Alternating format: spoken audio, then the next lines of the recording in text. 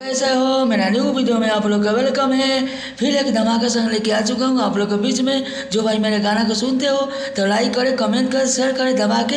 यार न्यू तरह के होली गीत 2025 के। जो भाई के गाना लिखवाना चाहते हो तो मेरा मोबाइल नंबर है वहाँ पर 92642781 या मेरा मोबाइल नंबर है। इस नंबर पर फ़ोन करके आप लोग गाना लिखवा सकते हो। चलिए आप लोग इस गाना को लाइन बाय लाइन सुनाते हैं। मस्त लगे तो भाई के गाना को शेयर करें ताकि दूसरे के पास जाए। चलिए।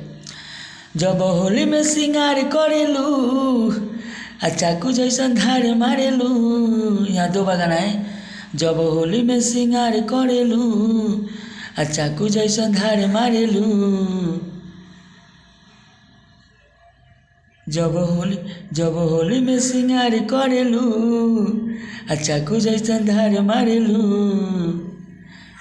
करी रूपावा के केतना बड़ा, करी रूपावा के बड़ाई केतना। जब करेलू सिंगार जेतना, जब होली में सिंगार करेलू चाकू जैसन धार मारेलू। जब होली में सिंगार करेलू चाकू जैसन धार मारेलू। या मुखरा है।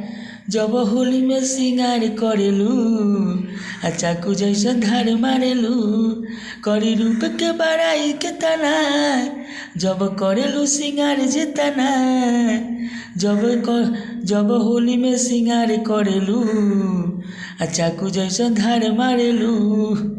या मुकरा। चलिए अंतरा सुनाते हैं। अंतरा आप लोग को मस्त लगे तो भाई के लिए लाइक करें, कमेंट करें, शेयर करें।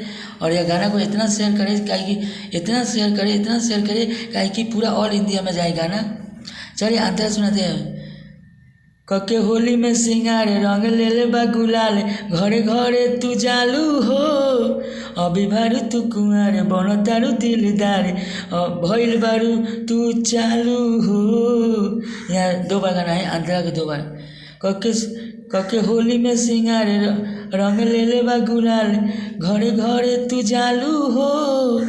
अभी बारू तू कुंवर बन तारू तू दिलदार, अभी भइल बारू चालू हो। करी रंग के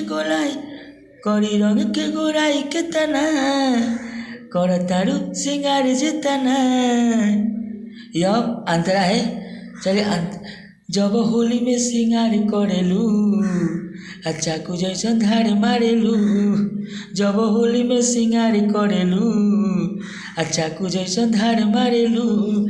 इस गाना को आप लोग ट्रैक बनवाकर या म्यूजिक बनाकर आप लोग इस गाना को गा सकते हो फ्री में। यह गाना मेरा चैनल से जो भी गाना आएगा वो फ्री में गाना गा सकते हो। चलिए अंतरा तू सुनाते हैं। अंतरा तू सुनिए और मेरे गाना को इतना शेयर करें ताकि ऑल इंडिया में मेरा गाना बाजे। चलिए। तोहार रूपावा करो सलोनी, लागतारू तू करोनी।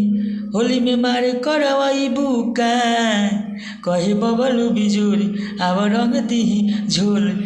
होली में रंग लगवाई बुका। यहाँ दो बगाना है। अंतरा तू को यहाँ दो बगाना है। तोहार रूपावा सलोनी, लागतारू तू कलोनी। होली में मारे करवाई बुका, कहे बबलू बिजोर आव रंग दिही झोल। होली में रंग लगवाई बुका। तारा रंग के बड़ाई केतना, बन तारू रंग के ढलाई जेतना। जब होली में सिंगार करेलू चाकू जैसन धार मारेलू। जब होली में सिंगार करेलू चाकू जैसन धार मारेलू। यह होली ट्रैक है और होली गीत है। और गाना को इतना शेयर करें ताकि दूसरे के पास जाए। और मस्त लगे तो भाई के लिए लाइक करें, कमेंट करें, शेयर करें। ऑफिशियल बबलू विजय के चैनल को सब्सक्राइब करें और लाइक करें, शेयर करें। चलिए अगले वीडियो में आप लोग का वेलकम रहेगा। फिर धमाके संग लेके आऊँगा।